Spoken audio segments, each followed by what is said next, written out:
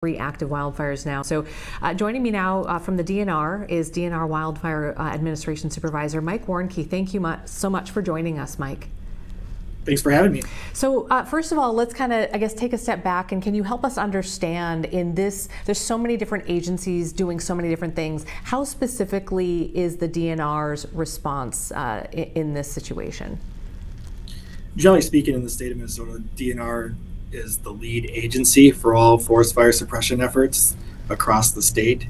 We definitely coordinate with all the other agencies in the state, the Forest Service, Park Service, Bureau of Indian Affairs, et cetera, to assist and be efficient with it, knowing that they also have large land masses.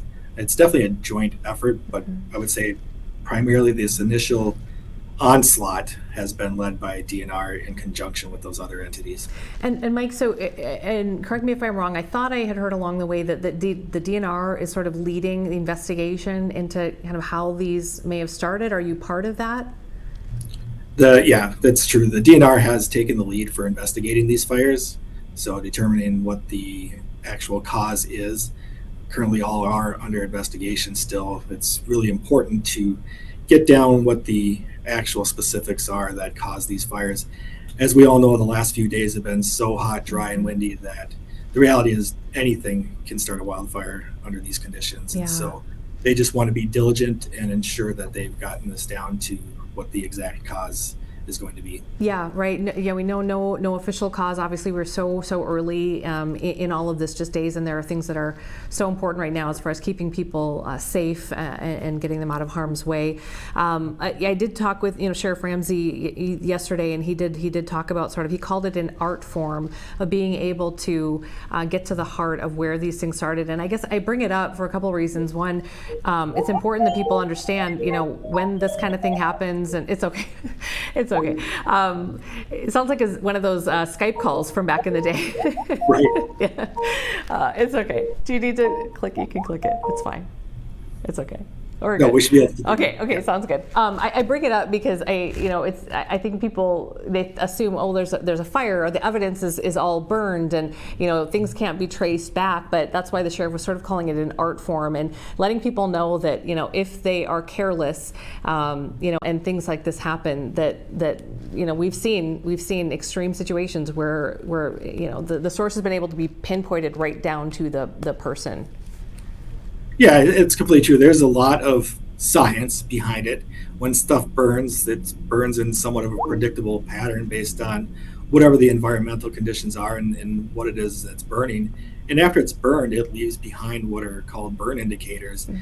And so trained staff that have years of experience in looking at this, they can look at those indicators and those sort of remnants of what is burned and zero in right to where the specific start point of these fires may have originated from. And I know, for instance, from past times when I've done it, it's tedious. It's a lot of work. You're often down on your hands and knees with a magnifying glass, but with due diligence and really reading what the fire story is left behind, you can indeed find the single match head that may have caused a fire at times. Wow.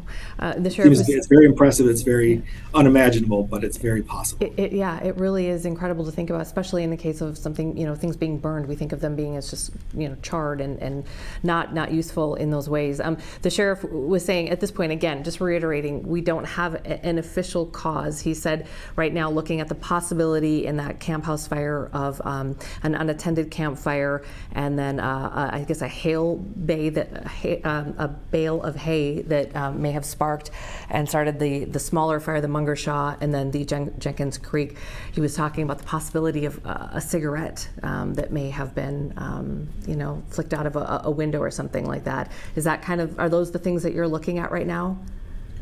Those are certainly things that are part of the consideration. I think when the investigators are out there, they want to zoom in right to where that specific point in time was where that fire started and see what the fires left behind from there to see where it originated. It's hard to believe when we're talking fires that are 35,000 acres in size to think that at one point during this fire's starting point, it probably was no bigger than a cell phone and able to get down to that size. And so what those investigators are really wanting to do is to make certain that they do indeed have that whatever it is, that potential cause. Sometimes it's easy to look at something and say, yep, this is most likely it. But upon further investigation, it may be something else. Wow. Can we drill down on just potential, not specific to these fires, but just in general, would people be surprised to know just how little it can take to spark something when the other conditions are just right? I mean, do you have some examples of things people should just really be kind of more thinking about in their sort of everyday life? Because this will probably go on, through the summer, on and off, we're going to have red flag warnings and burning restrictions, things like that. Certainly, yeah. Under the conditions that we've had the past, we'll call it past week now, these really are a bit unprecedented with the extended dryness and wind. When we get under these conditions, it's honestly everything and anything can be a potential start to a wildfire. People often think of the bigger things like someone leaving a campfire or burning a pile of brush, but it may be something very simple like a chain on a trailer dragging on a roadway, and just one little spark is able to ignite a wildfire in these conditions. So right now we're just honestly saying it's everything and anything is potentially a cause and a start, whether it's your car, your utility vehicle, just working in the woods, tidying up, mowing lawns, anything is really that could generate a spark is going to potentially cause a wildfire. Okay, and help me understand. So it's my understanding the National Weather Service would issue sort of the red flag warnings, and then the DNR, is it that you guys would issue burning restrictions? Is that how the breakdown goes?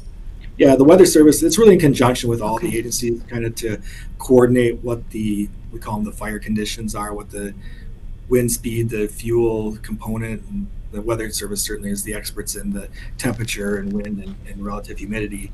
And so when all those things come in alignment, that's really what triggers that red flag warning.